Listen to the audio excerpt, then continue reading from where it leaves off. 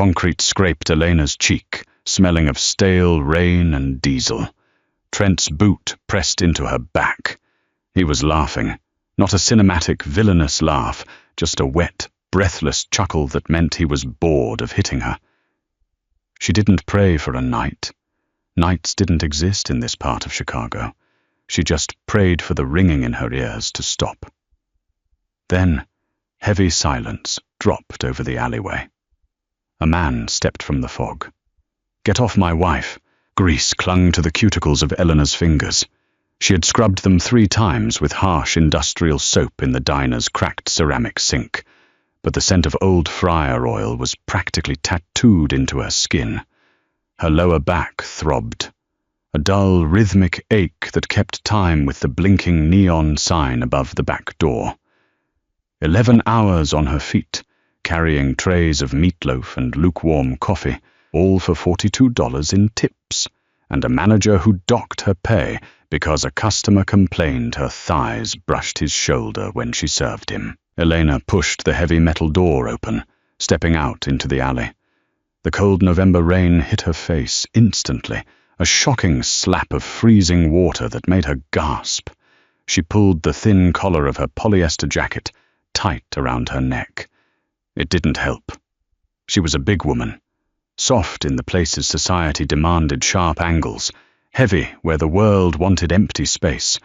Her uniform skirt dug mercilessly into her waist, the cheap fabric damp and clinging to her stomach. She just wanted her bed. A mattress that sank in the middle and a radiator that clanked like a dying engine. "Thought you might sneak out the front, piglet." Elena froze. The voice was slurred, thick with cheap beer and malice.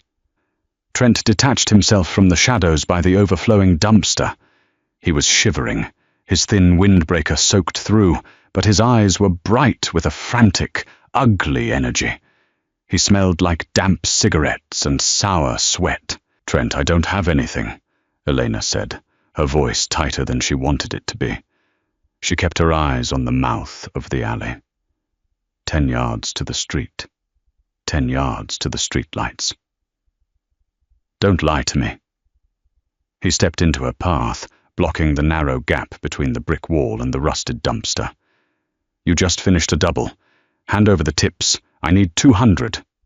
Tonight. I made $40, and it's going to my electric bill so I don't freeze to death." She tried to push past him, a mistake she realized the second she moved. Trent grabbed her upper arm.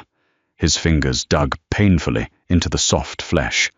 He yanked her back with a sudden, violent jerk that sent her stumbling. Her rubber-soled work shoes slipped on a patch of wet garbage, and she went down hard. Her palm slapped the asphalt, tearing the skin at the base of her thumbs. The shock of the impact rattled her teeth.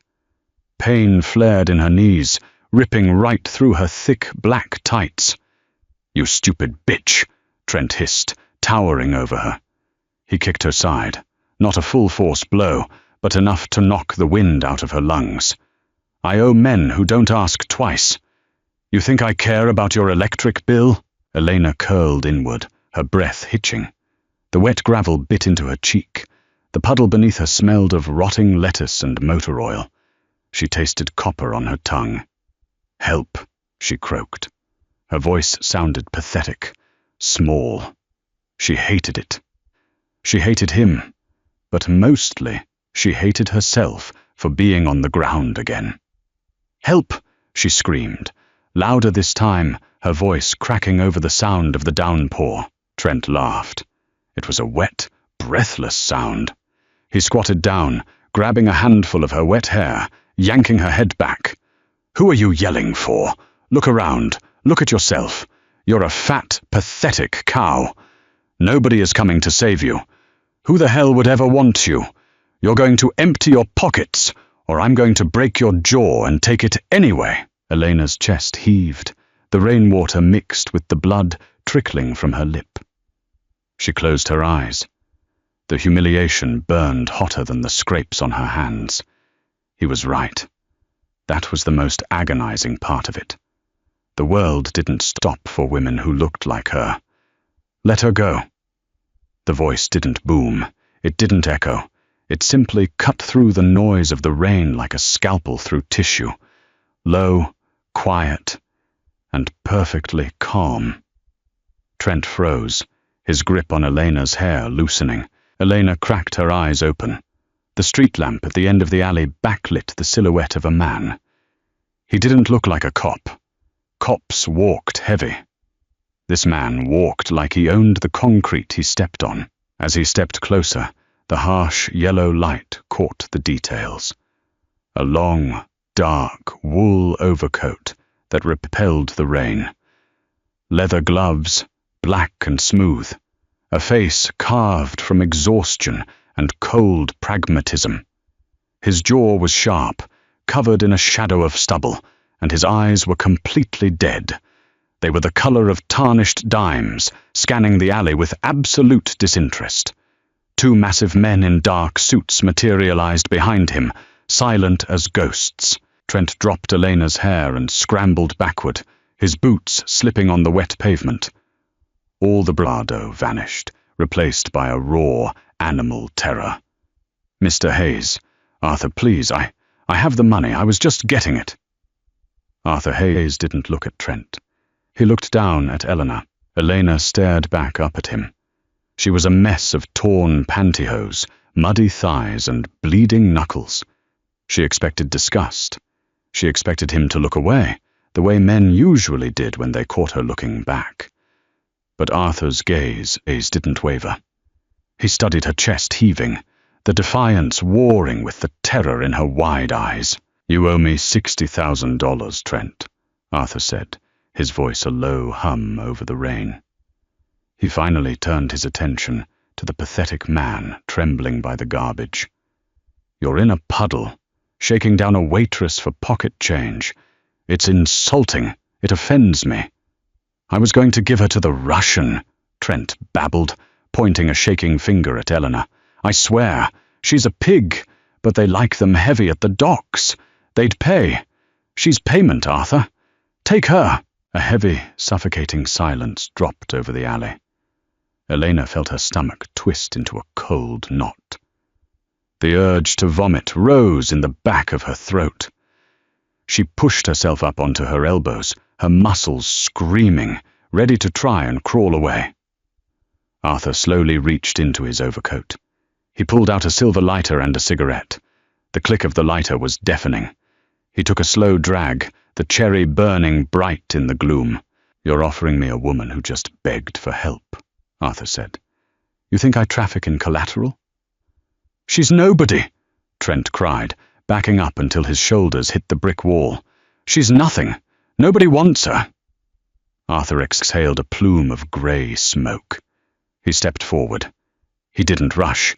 He moved with deliberate, terrifying grace. When he reached Trent, he didn't raise his voice.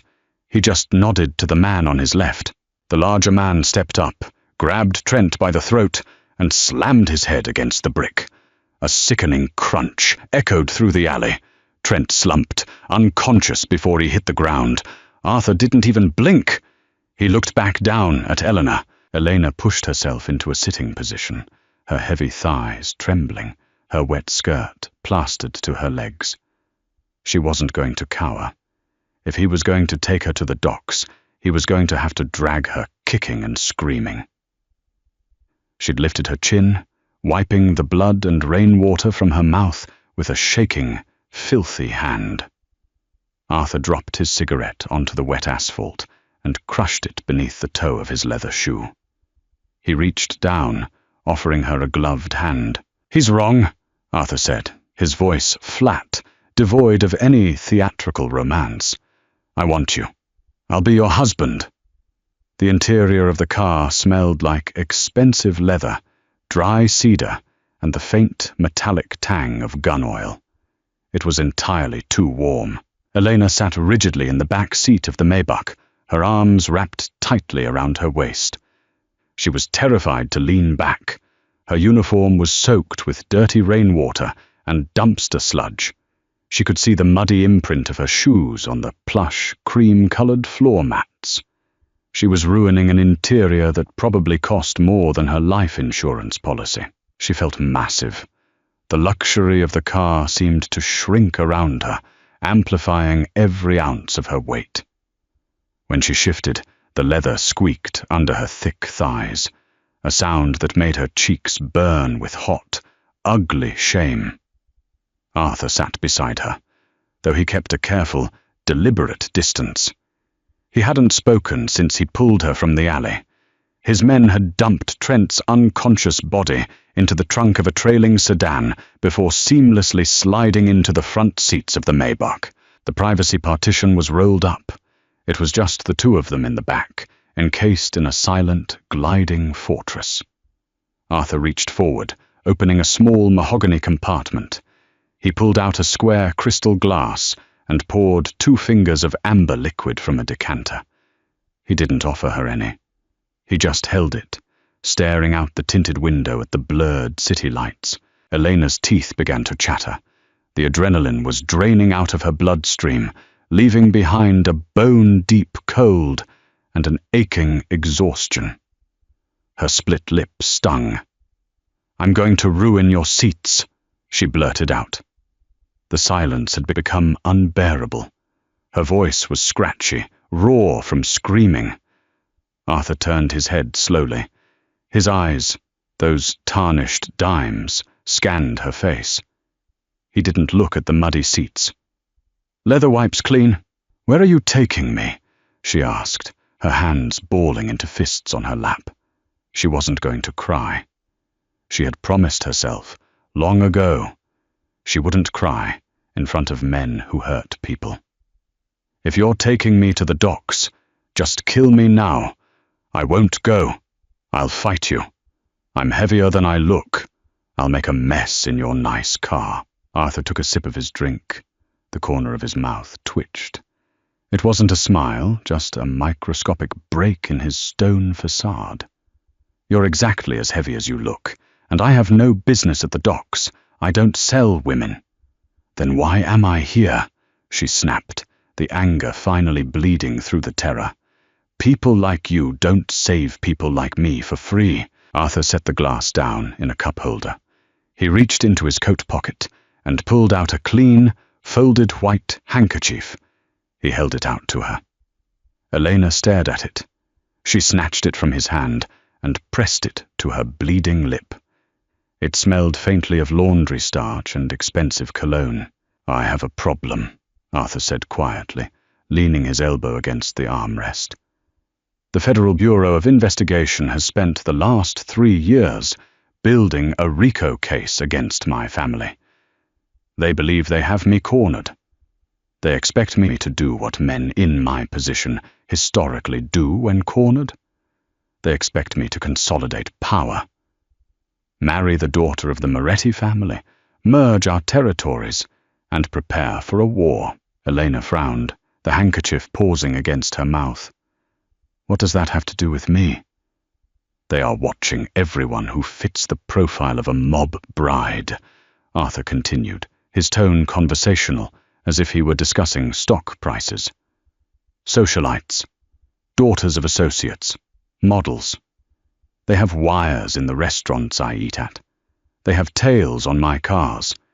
If I marry who they expect me to marry, they will use it to fast-track an indictment under the guise of an imminent gang war." He turned his full attention to her. His gaze wasn't unkind, but it was ruthlessly analytical. It stripped her down to her bare utility. "You," Arthur said, "are a waitress from the South Side. You have $60 in your bank account. You have no criminal record, no ties to any syndicate, and no social footprint. You are entirely, perfectly unremarkable." The word stung. Unremarkable. It was true, but hearing it, spoken with such sterile precision, felt like another kick to the ribs. "You want to marry me to confuse the FBI?" Elena asked, the absurdity of the situation making her dizzy. "I want to marry you to break their narrative," Arthur corrected. "A ruthless cartel boss doesn't spontaneously marry a diner waitress who struggles to pay her heating bill. It suggests instability, or better yet, it suggests I am stepping away from the life. It buys me time. Time I desperately need to locate the rat in my organization before the indictments come down. "And what do I get?" she asked. The cynicism was entirely reflexive. She was a girl who had to count pennies at the grocery store. She didn't believe in lottery tickets. "You get to live," Arthur said flatly. "Trent is a desperate man. The debt he owes me is substantial. If I had left you in that alley, he would have dragged you to someone worse. You wouldn't have survived the weekend." Elena's stomach plummeted. The truth of it tasted like ash in her mouth. Trent had crossed a line tonight. There was no going back to avoiding his calls. He had tried to sell her. "Besides," Arthur added, his eyes dropping briefly to her bruised hands, clutching the damp handkerchief, "you need a dentist. You need a safe place to sleep. You need money. I have an excess of all three."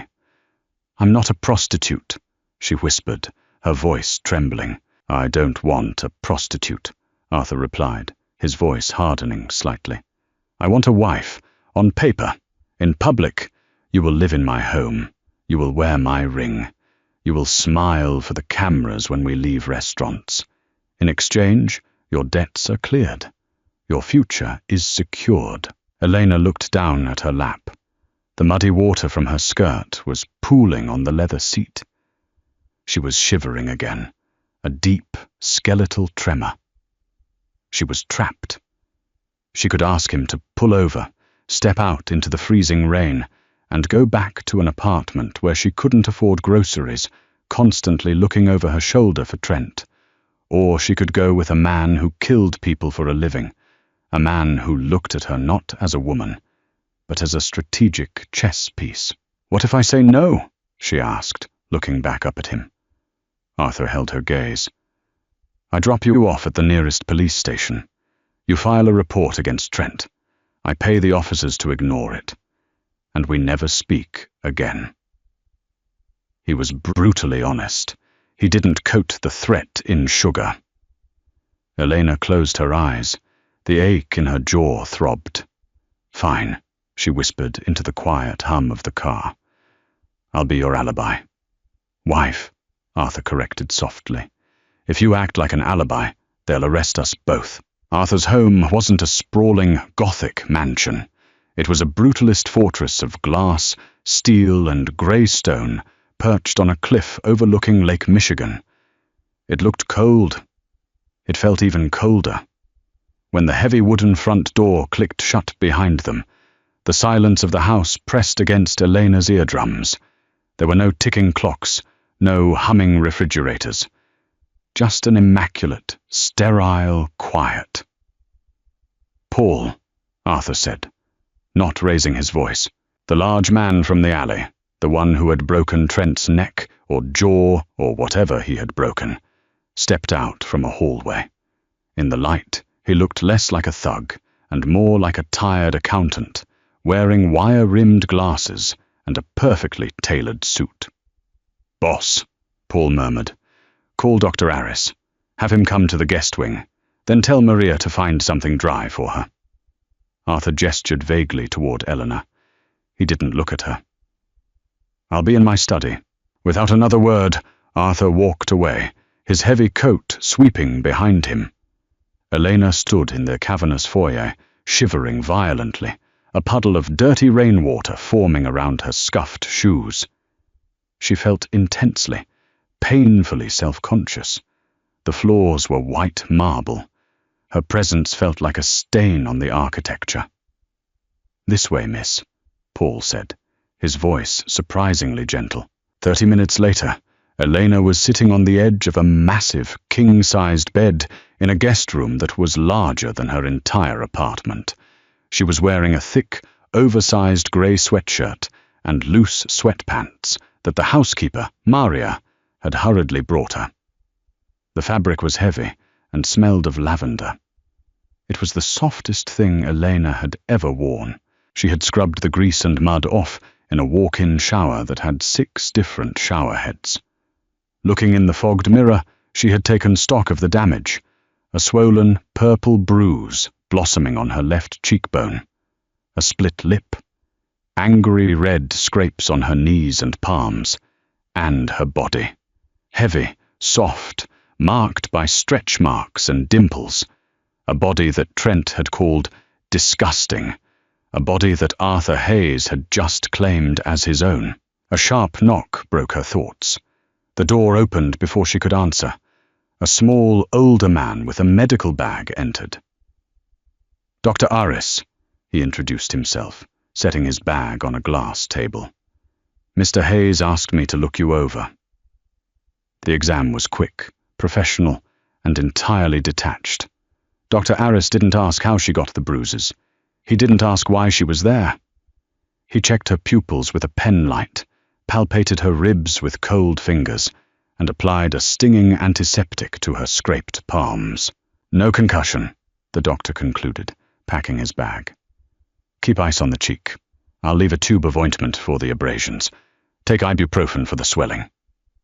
"Thank you," Elena muttered, pulling the oversized sweatshirt tighter around her thick waist. The doctor nodded and left. A minute later, the door opened again. Arthur walked in. He had taken off his overcoat and suit jacket. He wore a crisp white dress shirt, the sleeves rolled up to his forearms, revealing forearms corded with muscle and faintly scarred skin. Without the coat, he looked less like a shadow and more like a man. A very dangerous, very exhausted man. He held a thick manila folder and a silver pen. He pulled up a modern leather chair and sat across from her. "Dr. Aris says you'll live," Arthur said, his eyes scanning her clean face, resting briefly on the swollen bruise on her cheek. "I've had worse from falling off my bike as a kid," Elena said defensively. Arthur opened the folder. "I need you to understand the parameters of this arrangement before you sign anything. Tomorrow, you will quit your job at the diner. Your lease on your apartment will be bought out. Your belongings will be packed and brought here. From tomorrow onward, you do not leave this property without a detail of my men." Elena's breath hitched. "A detail? Like guards?" "Like guards," Arthur confirmed, not looking up from the papers. "You are now publicly attached to the head of the Hayes Syndicate. To the FBI, you are a puzzle. To my rivals, you are a target. If you walk down the street alone to buy a coffee, you will be thrown into the back of a van, and they will mail me pieces of you to negotiate territory." The bluntness of the statement made the room spin slightly. Elena gripped the edge of the mattress. "Why did you pick me? Honestly, you could have paid some actress. Someone who looks right for the part." Arthur stopped reading. He closed the folder and looked at her. Really looked at her. His gaze dropped from her eyes to the heavy curve of her thighs under the sweatpants, to the way she hunched her shoulders to make herself look smaller. "An actress would panic when the bullets start flying," Arthur said softly. "An actress would sell me out the second an FBI agent offered her immunity. You survived Trent. You survive working double shifts for starvation wages. You have grit. I don't need someone who looks right. I need someone who won't break." He leaned forward, holding out the silver pen.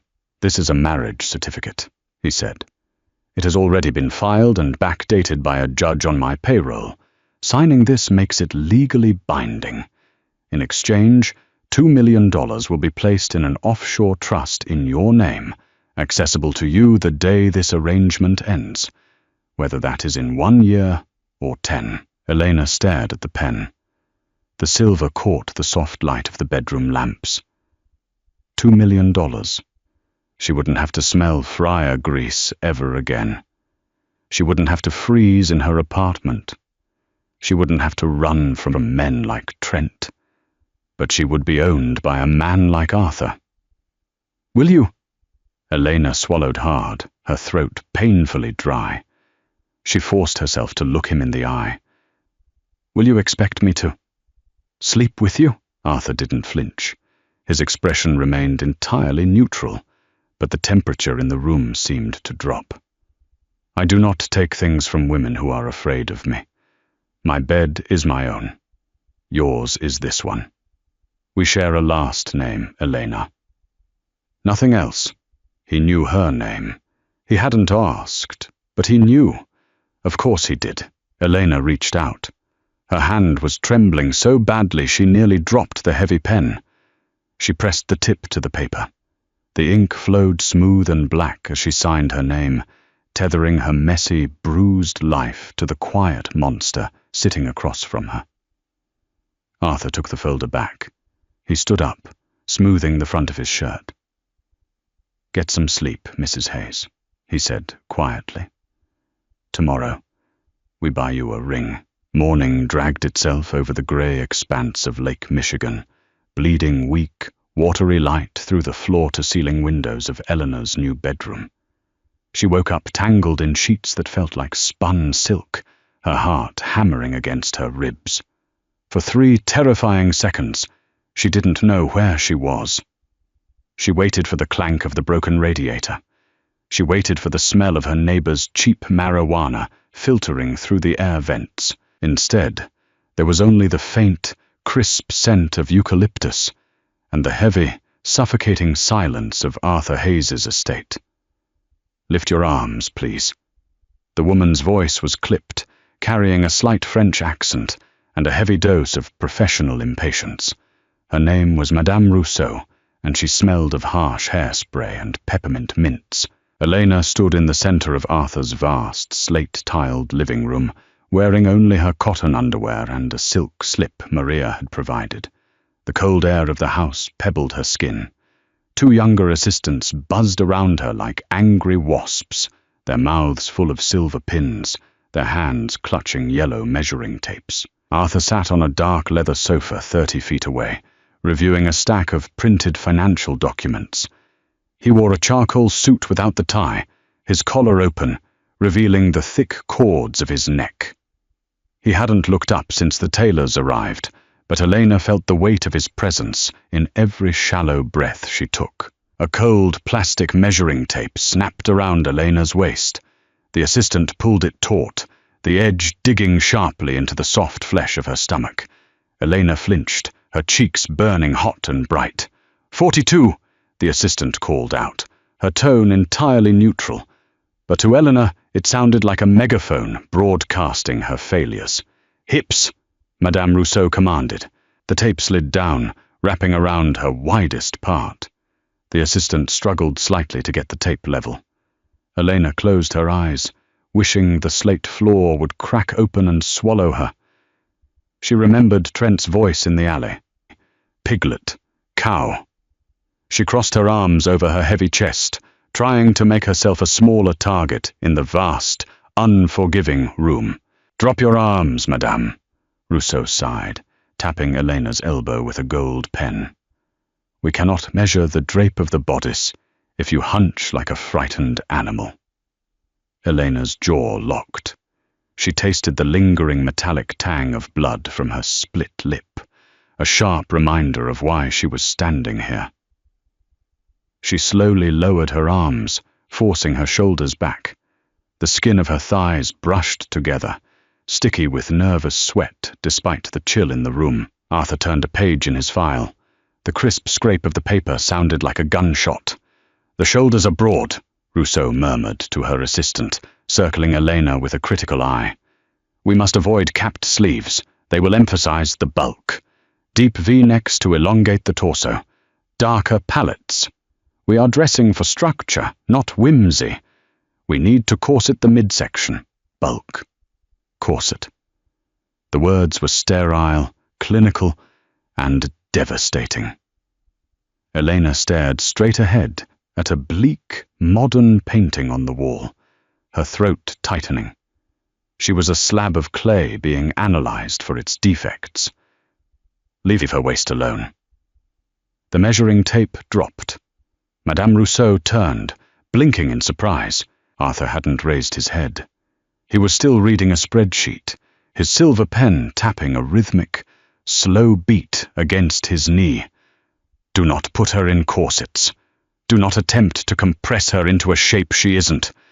You will build the garments around her, Rousseau. If she cannot breathe or sit comfortably, I will burn the dresses and find a tailor who understands basic human anatomy. A heavy, absolute stillness fell over the living room. The assistant stopped moving. Madame Rousseau cleared her throat, a nervous, high-pitched sound. Of course, Mr. Hayes. I only meant to flatter the silhouette. Her silhouette is fine, Arthur cut in, his voice deadening the room. He finally looked up. His grey eyes bypassed the tailor's entirely and landed on Eleanor. He didn't offer a reassuring smile. He just looked at her, his gaze steady and unflinching. Measure her accurately. Do it quickly, she's cold. He returned to his papers. Elena exhaled a breath she didn't realize she was holding. Her chest ached. The tailor's hands were noticeably gentler when they resumed, the tape measure no longer digging into her skin. 2 hours later, the tailors were gone, leaving behind racks of fabric swatches and a promise of a functional wardrobe by the following afternoon. Elena was back in her oversized grey sweatpants, sitting at the edge of a massive mahogany dining table. Maria had set a plate of grilled chicken and roasted vegetables in front of her. It smelled like rosemary and real butter, a far cry from the stale fries she usually survived on. Arthur walked into the dining room. He dropped a small, square velvet box onto the polished wood near her plate. It landed with a heavy, muffled thud. "Put it on," he instructed, pulling out a chair opposite her and sitting down. Elena wiped her hands on a linen napkin. She reached for the box. The hinges squeaked softly. She expected a blinding, obnoxious diamond, the kind of rock mobsters gave their wives in movies to prove their net worth. Instead, nestled in the black silk, was an antique piece, a heavy, brushed gold band holding a large, square-cut emerald. It was dark, the color of pine needles at midnight, flanked by 2 small, cloudy diamonds. "It was my grandmother's," Arthur said, pouring himself a glass of sparkling water. She brought it over from Dublin, stitched into the hem of her skirt. "It has history. The FBI knows its provenance. When they see it on your finger, they will know this isn't a temporary arrangement." Elena carefully lifted the ring. The gold was cold against her skin. It smelled faintly of brass polish and age. She slid it onto her left ring finger. It fit perfectly. The heavy weight of the gold anchored her hand to the table. It didn't feel like a piece of jewelry. It felt like a shackle. "It's beautiful," she whispered, her voice rough. "It's a prop," Arthur corrected flatly. "Tonight we take it to the stage." The dress was a deep, rich plum. It wasn't tight, but it was tailored so precisely that it brushed against her curves like a second skin, heavy silk that hid her stomach while framing her chest. Her dark hair had been pinned up by a stylist Arthur hired, exposing her neck and the fading yellowish edge of the bruise on her cheekbone. Walking into Laura, the most exclusive Italian restaurant in the Gold Coast district, Elena felt entirely fraudulent. The air inside smelled of shaved black truffles, roasted garlic, and old money. The lighting was low, casting everything in a warm, amber glow. The murmur of conversation was a low, cultivated hum, until Arthur Hayes walked in. Elena felt the shift in the room's atmospheric pressure immediately. The hum of conversation dipped. Forks paused over porcelain plates. Eyes darted toward the entrance, sliding off Arthur's immaculate black suit and landing squarely on Eleanor. She felt their gazes like physical touches, sharp, assessing, and confused. She tightened her grip on Arthur's arm. Her knuckles were white, her heels, expensive black leather pumps that pinched her wide feet, felt unsteady on the polished hardwood floor. "Breathe," Arthur murmured, his lips barely moving. His hand slid from his pocket and rested flat against the small of her back. The heat of his palm bled through the plum silk. It was a firm, grounding pressure. Look straight ahead. Do not look at their tables. The maitre d' practically bowed, sweating profusely as he led them to a secluded booth in the back corner. Elena slid into the plush leather booth, her hands immediately diving under the table to twist the heavy linen napkin into knots. Arthur sat across from her. He looked entirely at ease, but his eyes were scanning the room, mapping the exits, analyzing the patrons. Who are they? Elena whispered, leaning forward. Politicians, judges, rival associates, Arthur said, opening his menu. Everyone who has a vested interest in my demise. A waiter materialized, pouring a dark, rich Barolo wine into their crystal glasses before vanishing just as quickly. Elena reached for the glass, desperate for the alcohol to dull the sharp edges of her panic. Before her fingers touched the crystal, a shadow fell over their table. Arthur, I thought I smelled sulfur. The man standing over them wore a cheap, off-the-rack suit that bunched at the shoulders. He smelled heavily of stale coffee and peppermint gum, masking the sour scent of anxious sweat. He had a badge clipped to his belt. Arthur didn't look up from his menu. Agent Miller, I see the Bureau's per diem still doesn't cover decent dry cleaning. Miller smirked, leaning his palms flat on their table. His eyes slid to Elena. The scrutiny was invasive, crawling over her soft jawline, her heavy chest, and resting on the bruised cheek. And who is this? Miller asked, his voice dripping with condescension. She doesn't look like your usual type, Hayes. Did the Moretti girl finally figure out you're going to spend the rest of your life in Florence Supermax? Elena's stomach plummeted. This was the FBI. The people who could put Arthur away. The people who could unravel her lie. Arthur slowly closed his menu. He placed it on the table, aligning the edges perfectly with the silver flatware. Speak to my wife with that tone again, Miller, and I'll have my lawyers file a harassment injunction against the Bureau before your morning commute. Miller's smirk vanished. He blinked, clearly thrown off balance. Wife. Wife? Miller let out a short, barking laugh. You expect me to buy that? You, married to... He gestured vaguely at Elena, his eyes raking over her body with open disdain. You're slipping, Arthur. This is pathetic, even for you. The insult wasn't directed at Arthur. It was a direct hit on her. Elena felt the familiar, hot sting of tears threatening the corners of her eyes. She wanted to shrink. She wanted to apologize for existing in this space. It was the diner all over again. But then she felt the cold, heavy drag of the emerald ring against her finger under the table. She wasn't in the alley anymore. She wasn't a waitress begging for tips. She was Arthur Hayes's alibi, and she had survived worse men than this cheap, coffee-stained agent. Eleanor let go of the napkin.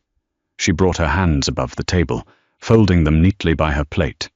The emerald caught the candlelight, flashing a vicious, deep green. She looked Miller dead in the eye. I'm sorry, Elena said, her voice dropping into the flat, exhausted cadence of a Chicago lifer who had dealt with thousands of rude customers. Did you need something? Because my husband and I are trying to order, and you're blocking the waiter. If you want an autograph, you can call his assistant. Miller's mouth opened slightly. The complete lack of fear, the sheer annoyance in her tone, derailed his interrogation tactic. He expected a frightened civilian. He got a woman who had worked double shifts in the city's worst neighborhoods.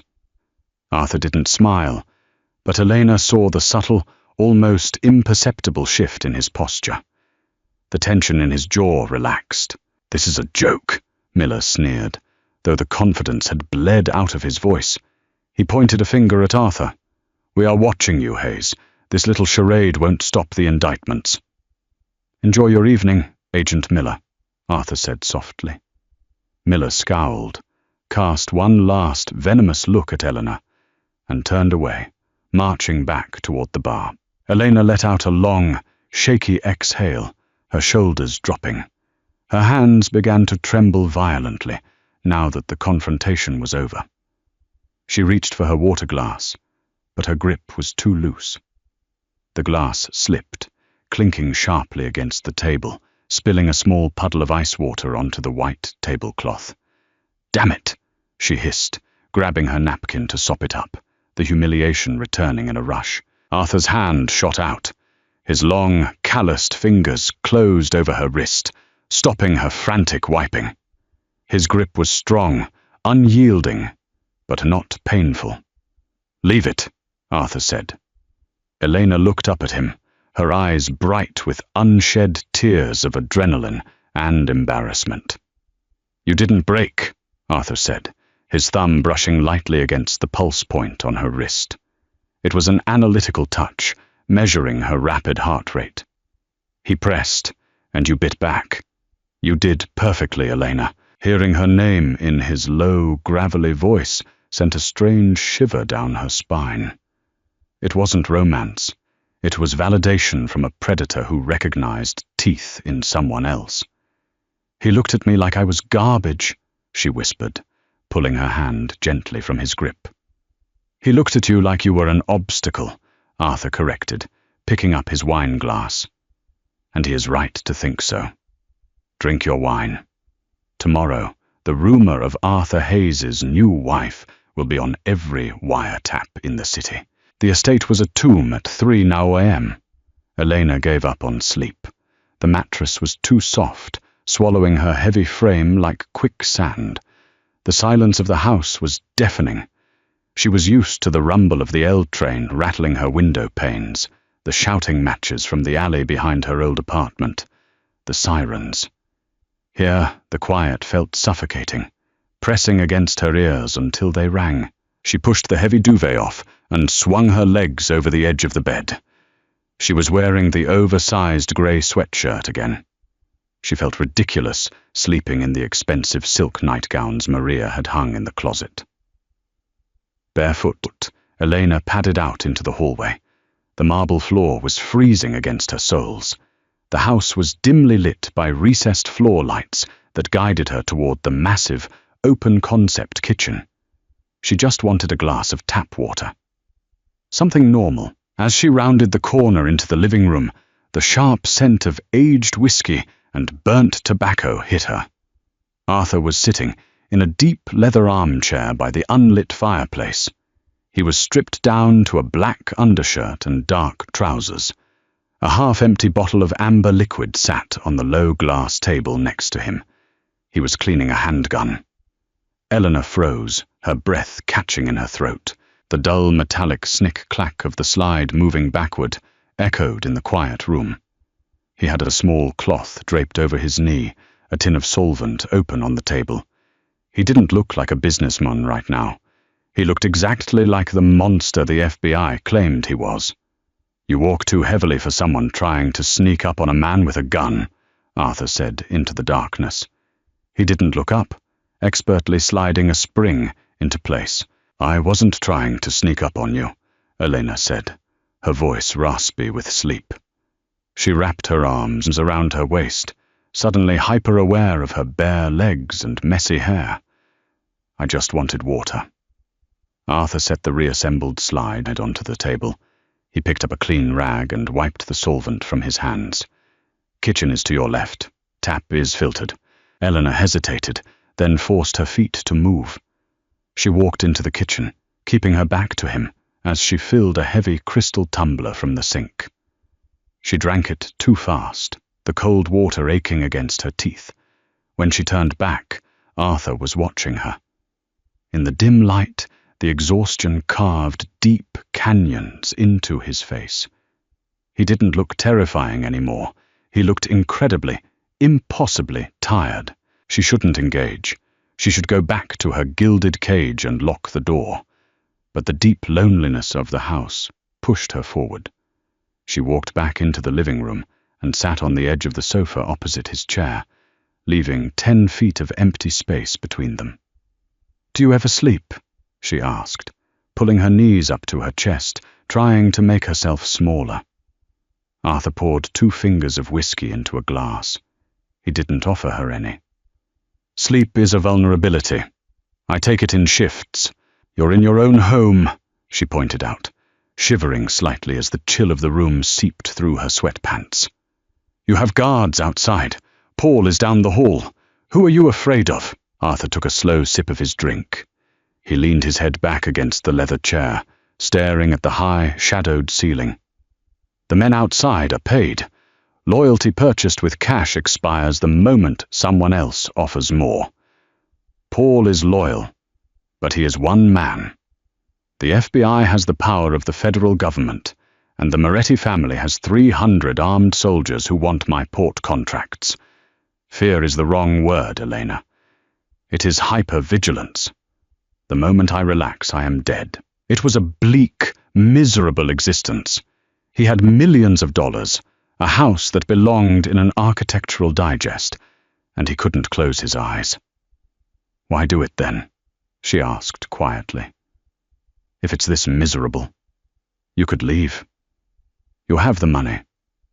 Arthur lowered his head, looking at her. A bitter, hollow smile touched the corner of his mouth. "You cannot resign from a syndicate. You only retire to a pine box. I inherited this war from my father. I will end it. Or it will end me." He leaned forward, resting his forearms on his knees. The smell of gun oil and alcohol bridged the gap between them. "What about you, Elena? Why didn't you leave?" "Leave where?" "The diner." "The city," Arthur said, his voice dropping an octave, slipping into something resembling curiosity. "Trent has been extorting you for 8 months. You are intelligent. You are resilient. Why stay and let a street rat bleed you dry?" Elena looked down at her hands. The scrapes from the alley were healing, angry red scabs marring her thick knuckles. "Because poverty is a cage," she whispered, her voice cracking. "It's not a choice. You can't just pack a bag and leave when you don't have enough money for a bus ticket, let alone a first month's rent in a new city. Trent knew I was trapped. He knew nobody would care what happened to the fat girl pouring coffee." The words hung in the air, raw and ugly. She hated admitting it out loud. Arthur didn't offer her empty platitudes. He didn't tell her she was beautiful or that society was wrong. He didn't lie to her. "The world is built to punish weakness," Arthur said, his voice flat, factual. He stood up. He walked over to the sofa, his footsteps completely silent. He stopped right in front of her. Elena's heart hammered, but she didn't shrink back. She tipped her head up to look at him. Arthur reached out. His knuckles brushed against her cheek, feather light, barely touching the fading yellow edge of her bruise. His hands were warm, smelling faintly of the chemical solvent. "You are not weak, Elena," he said softly, the gravel in his voice softening into something dangerous and intimate. "You just didn't have teeth. Now you share mine." He dropped his hand, stepping back into the shadows. "Go to sleep, Mrs. Hayes. You have an interview with the Chicago Tribune tomorrow afternoon. We need to sell a love story." He turned and walked down the long, dark hallway, leaving Eleanor alone in the cold room, her cheek burning where he had touched her. She pulled her knees tighter to her chest, terrifyingly aware that the safest she had felt in 10 years was in the house of a murderer. Camera flashes bled purple spots into Elena's vision. She blinked rapidly, her eyes watering against the harsh, synthetic bursts of light filling Arthur's normally cavernous, shadowed study. The Chicago Tribune had sent Sarah Jenkins. Jenkins was a woman carved from ambition and kale salads, wearing a cream pantsuit that probably cost 3 months of Elena's old rent. She smelled of expensive dry shampoo and predatory journalism. Elena sat rigid on the edge of a leather Chesterfield sofa, her knees pressed tightly together. The plum silk dress from the restaurant had been swapped for a tailored navy sheath. It was conservative, heavy, and armor-like. Arthur sat beside her, his thigh inches from hers, projecting an aura of relaxed, impenetrable calm. "It's just a very abrupt courtship, Mr. Hayes," Jenkins said, her pen tapping a rhythmic, irritating beat against her digital recorder. Her smile didn't reach her eyes. It was a surgical tool, probing for a soft spot. "You are notorious for your privacy. You date debutantes and heiresses, and then, overnight, you marry a woman with no public profile. Some might call it a strategic maneuver." Arthur didn't blink. "Some people have too much time to speculate on the private lives of others, Ms. Jenkins. But surely you understand the public's curiosity?" Jenkins pressed, shifting her gaze to Eleanor. The reporter's eyes flicked down, taking in the broad line of Eleanor's shoulders, the thickness of her waist, the fading shadow of the bruise on her cheek. The assessment was entirely silent and entirely devastating. "Elena, you must feel like Cinderella. Plucked from a South Side diner and dropped into a lakefront estate. How did he sweep you off your feet?" Acid climbed Elena's throat. Cinderella. The word was a trap. If she gushed about romance, Jenkins would smell the lie. If she froze, the FBI would have their proof of a sham. Elena looked down at her hands. The emerald ring felt like a lead weight. She thought of the alley. She thought of Trent's boot in her back, the smell of rotting lettuce, the cold rainwater. She thought of Arthur crushing his cigarette out, offering a gloved hand instead of pity. "He didn't sweep me off my feet," Elena said. Her voice was surprisingly steady. Jenkins stopped tapping her pen. Arthur shifted slightly, turning his head to look at her. Eleanor met the reporter's sharp gaze. "I was drowning, Ms. Jenkins. I worked 70 hours a week just to keep my heat on. Men looked at me and either saw a joke or an easy target to abuse. Arthur didn't come into the diner and order a coffee and ask for my number. He found me on the worst night of my life, in an alley, being assaulted by a man I owed money to." The room went dead silent. Even the photographer lowered his camera. "I was on the ground," Elena continued, the memory pulling the raw, ugly truth from her lungs. And Arthur stepped in. He didn't ask what I had done to deserve it. He just stopped it. He looked at me, and he didn't see a joke. He saw a person. I didn't marry him for the house. I married him because he's the only man who ever made me feel safe." Jenkins stared, her mouth slightly parted. She had expected a PR script. She hadn't expected the gritty, unpolished reality of poverty and violence. Arthur's hand moved. He didn't pat her knee or offer a rehearsed, loving squeeze. He laced his fingers through hers, his grip tight, calloused, and fiercely possessive. "My wife is a private woman," Arthur said, his voice a low, vibrating hum that commanded the room. "She has endured things the people who read your paper couldn't survive for 10 minutes. I did not marry an heiress, Miss Jenkins, because I do not need a woman who breaks when the wind blows. I need a partner who understands the reality of the world we live in." He leaned forward, locking eyes with the reporter. "Write your article. Call it a fairy tale if you want to sell copies. But understand this. Elena is mine. Anyone who questions her place beside me or disrespects her presence will find out exactly why I am not a man to be speculated about." The interview ended 5 minutes later. When the heavy front door clicked shut behind the journalists, Elena exhaled a long, shuddering breath, pulling her hand from Arthur's. Her palm was sweating. "I talked too much," she whispered, rubbing her forehead. "I gave them too much." You gave them exactly what we needed, Arthur said. He poured a glass of water from a crystal pitcher and handed it to her. You gave them a truth they couldn't dismantle. The FBI relies on logic. They expect a financial transaction. They don't expect trauma bonding. It was brilliant. He looked at her, and for the first time, the dead, tarnished dimes of his eyes held a flicker of genuine respect. It felt heavier than the emerald ring. 2 weeks passed. The Tribune article ran on the front page of the Sunday edition. Agent Miller's tale on the Maybach vanished. The house settled into a bizarre, quiet domesticity. Elena learned Arthur took his coffee black, slept only between the hours of 4 and 7 in the morning, and never walked past a window without checking the reflection.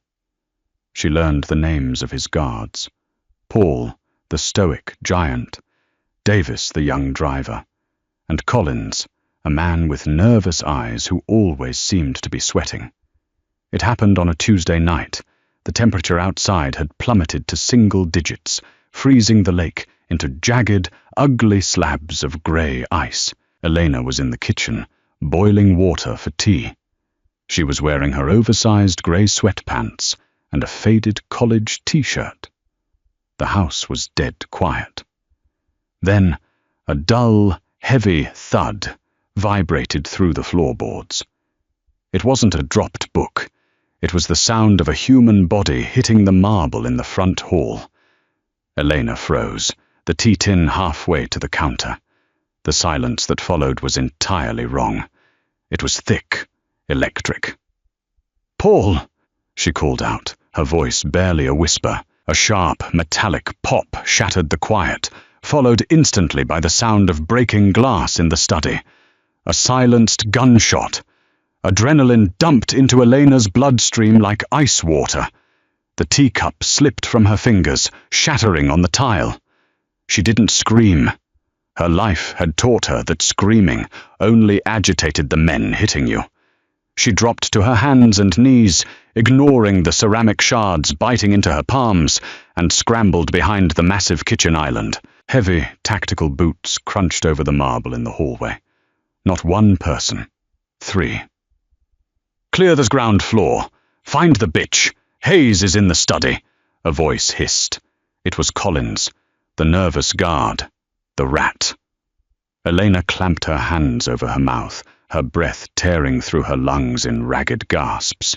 He had sold them out to the Morettis. Gunfire erupted from the east wing, deafening, unsilenced, tearing through drywall and shattering the expensive quiet of the estate. Arthur. He was fighting back. Footsteps entered the kitchen. They were slow, deliberate. "Come out, Cinderella," Collins called out softly, his voice trembling with manic energy. "Moretti says he wants to see if you bleed gravy." "Make it easy." Elena's eyes darted frantically around her hiding spot. She had no weapon, just broken porcelain and a cast-iron skillet sitting on the lower shelf of the island. She reached out, her thick fingers wrapping around the heavy iron handle. It weighed at least 8 pounds. Collins's boots rounded the corner of the island. He was holding a suppressed pistol, his eyes sweeping the far side of the room. He didn't look down immediately. He expected her to be cowering in a corner, crying. He expected a victim. Elena didn't think. She didn't plan. She channeled 10 years of rage, 10 years of being pushed around, ridiculed, and underestimated. She lunged upward from the floor, driving her entire body weight forward. Collins gasped, startled by the sudden movement at his knees. Before he could aim the gun, Elena swung the cast-iron skillet with both hands, putting every ounce of her heavy, broad shoulders behind it. The iron connected with his kneecap with a sickening, wet crunch. Collins shrieked, a high-pitched sound of pure agony. His leg buckled instantly, the gun firing wildly into the ceiling as he collapsed. He hit the floor hard. Elena didn't stop. She knew from the alley that if a man could still breathe, he could still hurt her. She threw her entire weight onto him, her knees slamming into his chest, pinning his gun arm to the tile. He thrashed wildly, a panicked animal, his free hand clawing at her face, tearing a patch of skin from her cheek. He was strong, but he was compromised, and Eleanor was immovable. Her bulk, the very thing she had been taught to hate, the thing society told her made her worthless, became her absolute anchor. She crushed the breath out of his lungs. She raised the skillet again. She didn't want to do it. God, she didn't want to, but she brought it down on the side of his head. Collins went limp, his eyes rolling back. Elena scrambled off him, her chest heaving, her hand slick with sweat and the blood from her cheek. She grabbed his dropped pistol, her finger trembling near the trigger guard, though she had no idea how to turn the safety off. Suddenly, a shadow filled the kitchen doorway. Elena whipped around, raising the heavy gun with both hands, a sob finally tearing from her throat. "Drop it!" Arthur stood in the doorway. His white dress shirt was torn at the shoulder, a spreading stain of crimson soaking the fabric. He held a high-capacity tactical pistol in his right hand. Smoke drifted lazily from the barrel. He looked at Elena, shaking violently, covered in someone else's blood, standing over the unconscious body of the man who had sold him out. Slowly, carefully, Elena lowered the gun. It slipped from her fingers, clattering onto the tile. Her knees finally gave out. She slumped against the oak cabinets, burying her face in her hands. Arthur walked over. He kicked Collins's weapon across the floor. He didn't check the traitor's pulse. He knelt in front of Eleanor, ignoring the blood dripping down his own arm. He reached out, his bloody, calloused hands gently pulling her wrists away from her face. "Look at me," he commanded, his voice rougher than sandpaper. Elena opened her eyes. They were wild, terrified. "I hit him. I think I killed him." "He's breathing," Arthur said, his thumbs swiping the tears and blood from her cheeks. "Paul got the other two. It's over. The rat is caught." He didn't pull her into a romantic embrace. He didn't treat her like a fragile piece of glass. He looked at the dented cast-iron skillet, and then he looked back at her. "You fought back," Arthur murmured, an undercurrent of dark, profound awe in his voice. "You saved my flank, Elena." "I was just trying not to die," she choked out. "You lived," Arthur corrected fiercely. He gripped her chin, forcing her to look at him, at the predator who had finally found a mate in the dark. "You are never going back to a diner, Elena. You belong to this house now. You belong to me." Dawn broke cold and grey, illuminating the destruction of the estate. Plaster dust coated the mahogany furniture in the study. The front doors were splintered. A private medical team had come and gone, taking Collins and the bodies of the hit men away in unmarked vans, leaving the marble floors bleached and sterile once more. Agent Miller arrived at 7:15 a.m., flanked by 3 tactical officers, banging on the temporary barricade Paul had erected. Arthur sat in his leather armchair in the living room, his shoulder expertly stitched and bandaged beneath a fresh black sweater. Eleanor sat on the sofa opposite him, a butterfly bandage securing the deep scratch on her cheek. Paul let Miller in. The FBI agent marched into the living room, his face flushed with triumph. He expected to find a crime scene. He expected a reason to arrest Arthur Hayes. "We had reports of automatic gunfire, Hayes," Miller barked, his hand resting aggressively on his holstered weapon.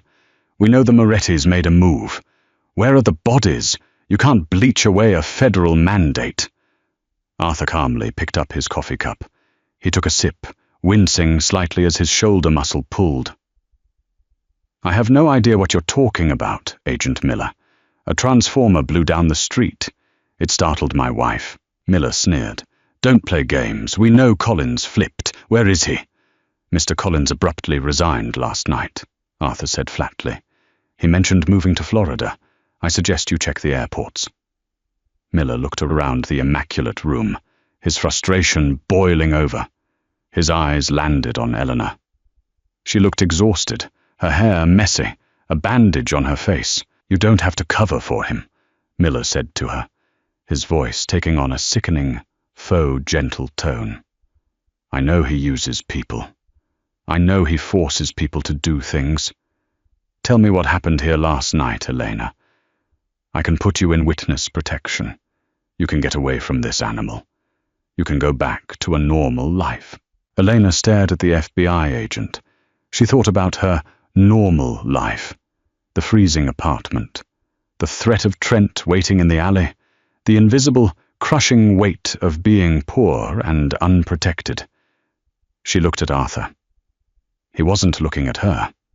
He was staring at Miller, his face a mask of absolute, terrifying violence, barely kept in check. He wasn't forcing her to stay. The door was open. Elena set her coffee mug on the table. The heavy emerald ring clicked against the ceramic. "Agent Miller," Elena said, her voice dropping into the same flat, cold cadence Arthur used. It wasn't an imitation. It was an absorption. "My husband had a difficult night sleeping. I dropped a heavy pan in the kitchen, and a window broke from the wind.